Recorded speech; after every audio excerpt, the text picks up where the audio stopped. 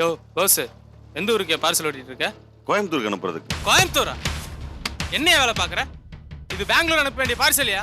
Bangalore address ஓட்டின பார்சலுங்கய்யா. Sir அது ஏற்கனவே அனுப்பிட்டேன் சார். அனுப்பிச்சிட்டியா? யோ அதான் இங்க இருக்கையா. பெங்களூருக்கு இதை அனுப்ப வேற எதையும் அனுப்பி தொலைச்ச? சார் அது வந்து நாசமா போச்சியா. கோயம்புத்தூருக்கு அனுப்ப வேண்டிய பார்சலை பெங்களூருக்கு அட்ரஸ் ஒட்டி அனுப்பிச்சிட்டேன். பெங்களூருக்கு அனுப்ப வேண்டிய பார்சலை கோயம்புத்தூர் அட்ரஸ் ஒட்டிட்டு இருக்க. என்ன லட்சணத்துல வேலை பார்த்துட்டு இருக்க? இல்ல சார், தவறுதலா. என்ன தவறுதலா? இந்த பார்சல் நாளை காலைல பெங்களூர்ல இருந்தாகணும். இல்ல அவன் அவளை போட்டு தீட்டிடுவாயா? அறிவு இருக்காயா உனக்கு? முதல்ல மண்டு மாதிரி நெல்லு. உனக்கெல்லாம் என்னையா தெரியும்? பார்சலை மாத்தி அனுப்புனா எவ்வளவு காசு வேஸ்ட் ஆகுது, எவ்வளவு டைம் வேஸ்ட் ஆகுது, ஏதாச்சும் உனக்கு தெரியுமாயா? உன்னை சொல்லி என்னையா பண்றது? ஊர்ல சும்மா சுத்திட்டு இருந்த, இங்க வந்து நின்று என்ன பண்றேன்னு தெரியாம தடுமாறிட்டு இருக்க. இதுக்கு தான் சொல்றது, சொந்தக்கார மாமா மச்சவங்க எல்லாம் வேலைக்கு வச்சா எனக்கு தான் பிரச்சனை வரும். சார் என்னையா சாரு? என் செக்ஷன்ல என்ன தப்பு நடந்தாலும் நாளைக்கு நான் தான் கையிட்டு நிக்கணும். எனக்கு இதெல்லாம் தேவையா? இந்த வேலையில உனக்கு ஒத்து வராது. நீ கிளம்பு. கிளம்பியா? கிளம்பு. சார் இந்த ஒரு தடவை மன்னிச்சு சார். இந்த வேலையில உனக்கு ஒத்து வராதியா? கிளம்பியா. உன்னை இதுக்கு மேல மன்னிக்க முடியாதியா? கிளம்பியா. வேணாம் சார். தப்பு இனிமே பண்ண மாட்டேன் சார். ஹலோ, இருங்க. என்ன பிரச்சனை? எல்லாம் சகலதான். கோயம்புத்தூர் அனுப்ப வேண்டிய பார்சல பெங்களூர் அனுப்பிட்டாரு. ஐயோ, என்ன ஐயோ? நான் கதையா சொல்லிட்டு இருக்கேன். பெங்களூர் பார்ட்டி போன் பண்ணி கத்த போறான். மேனேஜர் என் தலையை உருட்ட போறாரு. உன் சகலை வேலைக்கு சேர்த்தனா வேற செக்ஷன்ல சேர்க்க வேண்டியதானே? ஏன் செக்ஷன்ல சேர்த்த? கொஞ்சம் பொறுமையா இருங்க. என்ன பண்ணாலும் யோசிக்கலாம். நீ என்ன யோசிக்கிறது? மேனேஜர் என்ன இல்ல கேப்பாரு. மேனேஜர்ட்ட நான் பேசிக்கிறேன். ஓஹோ, மேனேஜர்ட்ட பேசுறியா? பேசு. என்ன பேசுறேன் நானும் பாக்குறேன்.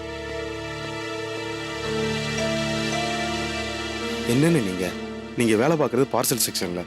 கொஞ்சம் கவனமா வேலை பார்க்க வேணாமா? என்ன மாதிரி போச்சு?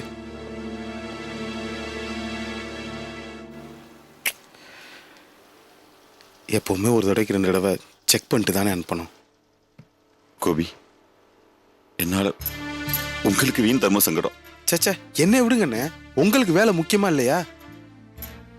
கவனமா தான் இருந்தேன். எப்படி தப்பு நடந்துச்சுனே தெரியல. இப்ப என்ன பண்றதுன்னு எனக்கு ஒண்ணுமே புரியல. என் விதியை பத்தியில கோபி, முதல்ல மாணிக்கத்தோட பணத்தால பிரச்சனை, அதனால 2 பேருக்கும் சண்டை ஆயிடுச்சு. அதுக்கப்புறம் ரவியோட மனஸ்தாபம், இப்போ உங்களுக்கு இப்படி ஒரு பிரச்சனை வந்துருச்சு. இதனால நம்ம 2 பேருக்கும் பகை வந்துருமோ பயமா இருக்கு கோபி. அதுக்கெல்லாம் வாய்ப்பே இல்லைண்ணே. இப்ப இந்த பிரச்சனை எப்படி சால்வ் பண்றதா யோசிச்சுட்டு இருக்கேன். கோபி, இதான் எனக்கு கிடைச்சிருக்க கடைசி வாய்ப்பு. இதை விட்டு நான் ஊருக்குள்ள போனேன்னா எங்க தெரு நாய் கூட எனக்கு காரி துப்பு.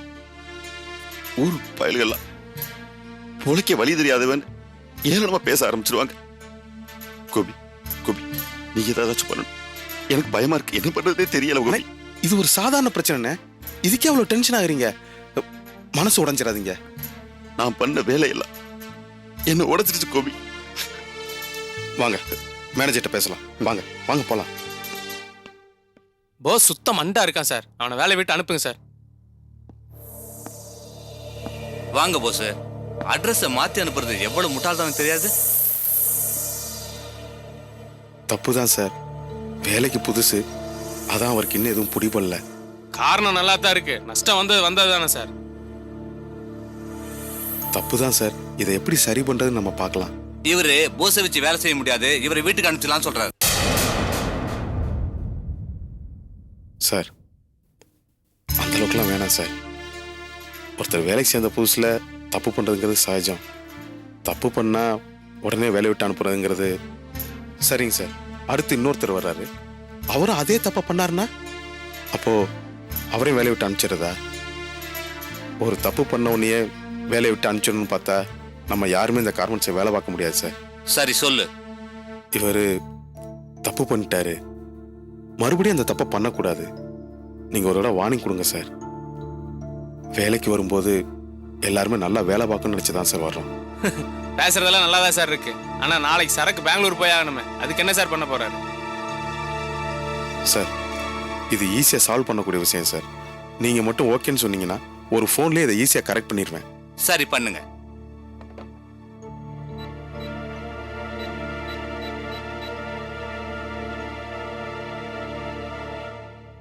ஹலோ, குயின் சிவா கார்மெண்ட்ஸ்லேருந்து பேசுகிறாங்க.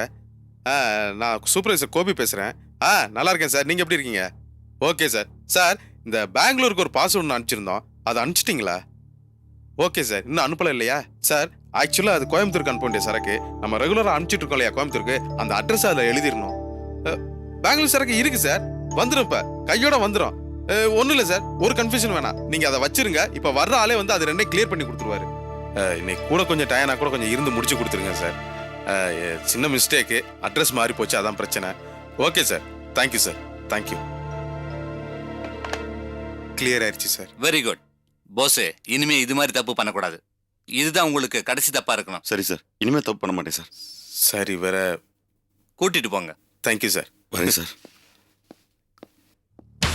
சார் என்ன சார் அப்படியே விட்டீங்க? ஏதாவது பனிஷ்மெண்ட் பண்ணி ஆகணும் சார். பனிஷ்மெண்டா? போஸுக்கு 500 தோப்புக்கான போட சொல்லலாமா? என்ன சார்? பிரச்சனை தான் முடிஞ்சு போச்சே, பின்ன ஏன்பா வளர்க்குற?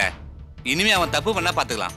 சார் போஸ் அவர் சகலாங்கனால சப்போர்ட் பண்ணிட்டு இருக்காரு சார். மற்ற ஒர்க்கர்ஸ்க்கெல்லாம் பயம் எல்லாம் போயிடும். நீங்க ஏதாவது பனிஷ்மெண்ட் பண்ணி ஆகணும் சார். இதை பாருங்க, ஏற்கனவே நீங்க இதுக்கு முன்னாடி ஒரு தப்பு பண்ணிருக்கீங்க, இதை விட பெரிய தப்பு. அப்போ கோபி உங்களுக்காக வந்து வக்காலத்து வாங்கி பேசினாரு, அப்போ நீங்க சகலையா? இதை பாரியா, நீ உன் வேலையை போய் பாரு. அட்மினிஸ்ட்ரேஷன் ரேஞ்சில் உள்ள ஆள் நீ சில்லித்தனமா வந்து கோல் முட்றியே, இது உனக்கு அசிங்கமா இல்ல? போய் வேலை பாரு. சரிங்க சார்.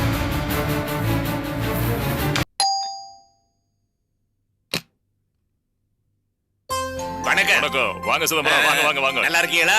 நல்லா இருக்கேன். உட்காருங்க. இருக்கட்டும். என்ன தேடி இவ்வளவு தூரம் வந்திருக்கீங்க? என்ன விசேஷம்? எல்லாம் நல்ல விஷயமா தாங்க. போன வாட்டி நாங்க வந்தப்ப சொன்னீங்கல்ல, நம்ம ஊர் பக்கம் நல்ல ஊடா இருந்தா சொல்லு வாங்கணும்னு. ஆமா, நல்ல ஊடா வந்திருக்குது, அதை பத்தி பேசதான் வந்திருக்கிறேன். நான் சொன்ன அமைப்புல இருக்குதா? இல்லாட்டி நான் ஏன் வர போறேன்? ரேட் எவ்வளவு எதிர்பார்க்கறாங்க?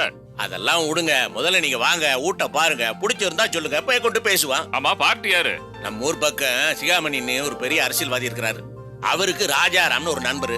அவர்கிட்ட தான் அந்த வீட்டை விற்கிறதுக்கு பவரப்பட்டானே இந்த வீட்டுக்கார அம்மா கொடுத்து வச்சிருக்காங்க. அவர் உறவுக்காரர். வீட்டுல ஒண்ணு வில்லங்கமெல்லாம் இருக்காத? ஒரு வில்லங்க இல்லைங்க, பெரிய பிள்ளைங்க. அப்படியே இருந்தா என்ன, நான் இல்லையா? இருந்து முடிச்சு கொடுக்குறேன். சரி, எனக்கு ஒரு 2 நாள் வேலை இருக்குது. அந்த வேலையை முடிச்சிட்டு ஒரு நாள் வர வந்து பாப்போம். பிடிச்சிருந்தா உடனே அட்வான்ஸ் கொடுத்துறேன். 2-3 நாள் வந்துருவீங்களா? வந்துடுறேன். அப்ப நான் பார்ட்டிட்டு சொல்லி வைக்கிறேன். வரட்டுங்களா? வாங்க.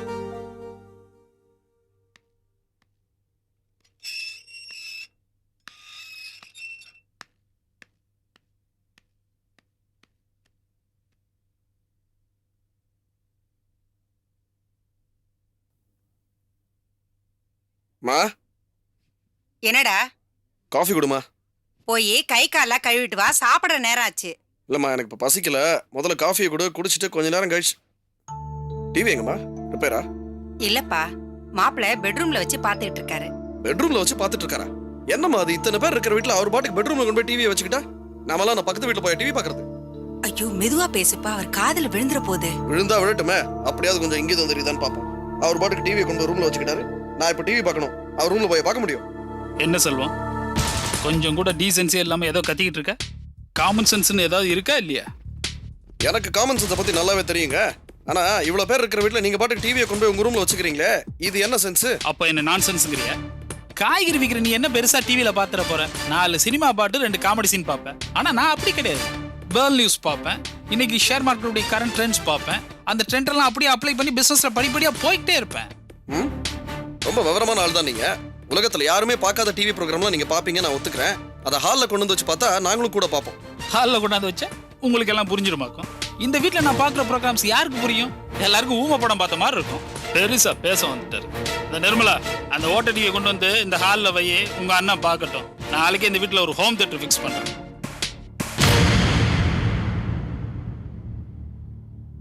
இதை பாரு நிர்மலா, நான் சொல்றேன்னு கோச்சுக்காத. தயவு செஞ்சு உங்க வீட்டுக்காரர் வார்த்தையை அடக்கி பேச சொல்லு, மத்தவங்களுக்கு மரியாதை கொடுத்து பேச சொல்லு.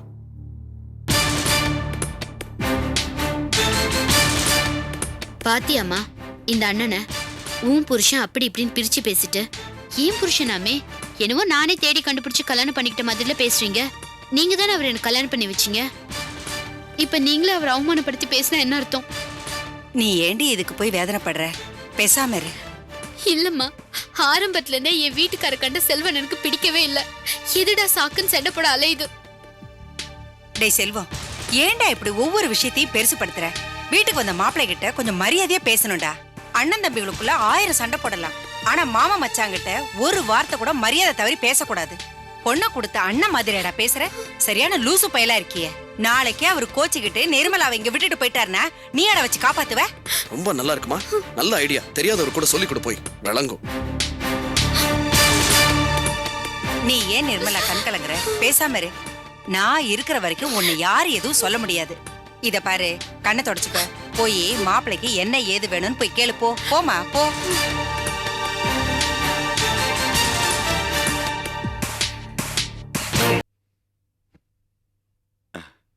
விஜி, மாமா வாங்க மாமா, உட்காருங்க. என்ன மாமா, புது ரூம் எல்லாம் எப்படி இருக்கு? புது ரூம்லாம் நல்லா தான் இருக்கு. மனசுதான் அளவாஞ்சு போய் கிடக்கு. என்ன மாமா திடீர்னு மனசு அலப்பாயுதுன்றீங்க? விஜி, உன் மாவனோட நிலைமைய பாத்தியா? இத்தனை நாள் வீட்டுல சும்மா தரையை தேய்ச்சி உட்கார்ந்து இருந்தேன். அப்போலாம் எரிச்சலா இருந்துச்சு.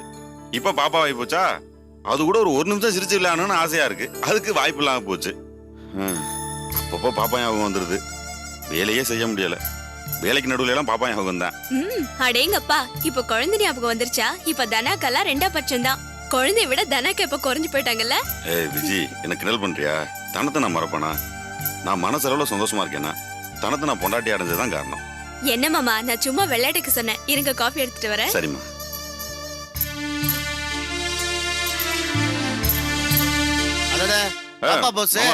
வாங்க. அப்புறம் வேலையெல்லாம் எப்படி இருக்கு? நல்லா இருக்கு. சரி, உன் சகல மாணிக்கத்தோட வீட்டுல ஏதோ விருந்துன்னு சொன்னாங்க.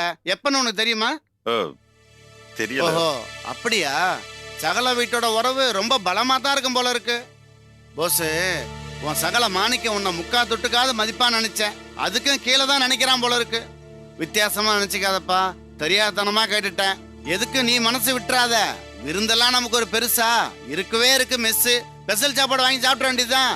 மாமா இந்தாங்க காஃபி. மாமா உங்களுக்கு காஃபி வேண்டாம்ப்பா. போஸ், இருந்தாலும் அந்த மாணிக்கத்துக்கு இவ்வளவு அல்டாப் இருக்க கூடாது. வசதி இருக்கோ இல்லையோ, நீ அந்த வீட்டுல ஒரு சகல தானே. அண்ணா, உங்களுக்கு காஃபி வேணுமா? எடுத்துட்டு வரட்டுமா? வேண்டாமா. அண்ணா, உங்க ரூம்ல நிறைய எலி இருக்கும் போல இருக்கு. அப்படிலாம் ஒண்ணும் இல்லையே. நானே பூனையோட மோசமானவன். அதுங்களுக்கு என்ன கண்டா பயமாச்சே. என்னமோண்ணா, அங்க என்னமோ சத்தம் கேட்டுட்டே இருக்கு. அநேகமா உங்க கிராஸ்வேர்ட் பேப்பர்லாம் கிழிச்சிட்டு இருக்கோம்னு நினைக்கிறேன். என்னன்னு போய் பாருங்க. அப்படியே சொல்றேன். இந்தா 2ல 1 பாத்துறேன் பாரு. இன்னைக்கு எலியா நானா பாத்துறேன். இவர் இப்படியே ஏதாவது பேசிட்டு இருந்தானே வம்பிழுத்துட்டே இருப்பாரு. அதான் எலி வேட்டைக்கு அனுப்பிட்டியே. அது சரி மாமா, உங்க ஆபீஸ் ஒர்க் எல்லாம் எப்படி இருக்கு? என்னது ஆபீஸா? நான் என்ன ஆபீஸ்ல கிளர்க் உத்தியோகமா பண்ணிட்டு இருக்கேன். இந்த பார்சல் எல்லாம் அப்படி ஒட்டி அனுப்பிச்சுட்டு இருக்கேன். கோவி புண்ணியத்துல வேலை நல்லபடியா போயிட்டு இருக்கு. என்ன மாமா சொல்றீங்க? அதான் ஃபேக்டரியில ஒரு தப்பை பண்ணிவிட்டேன். கோயம்புத்தூருக்கும் பெங்களூருக்கும் பார்சலை மாத்தி அனுப்பி விட்டுட்டேன். ஐயோ, அப்புறம்? அங்கே ஒரு செக்ஷன் ஆபீசர் இருக்கான். இதை காரணமா காட்டி வேலை எடுத்துக்கலாம் முடிவு பண்ணிவிட்டான். அப்புறம் கோவிதான் போய் மேனேஜர் எல்லாம் பேசி பெரிய உதவி பண்ணிவிட்டாப்ல. அப்படியா? அந்த செக்ஷன் ஆபீசர் இருக்கான்ல, அவனும் ஏற்கனவே இந்த மாதிரி தப்பா பண்ணியிருக்கான். அப்பவும் கோபி தான் வந்து காப்பாத்திருக்காப்ல. அந்த நன்றி உணர்ச்சி அவனுக்கு இல்ல. கோபி ரொம்ப நல்ல மனுஷன். நீயும் கோபியும் சேர்ந்து ரொம்ப நாளைக்கு சந்தோஷமா இருக்கணும் விஜய். சரி விஜய், அப்ப நான் கிளம்புறேன். இருங்க மாமா, சாப்பிட்டு போலாம். இல்ல விஜய், நான் சாப்பிட்டேன், வரேன்.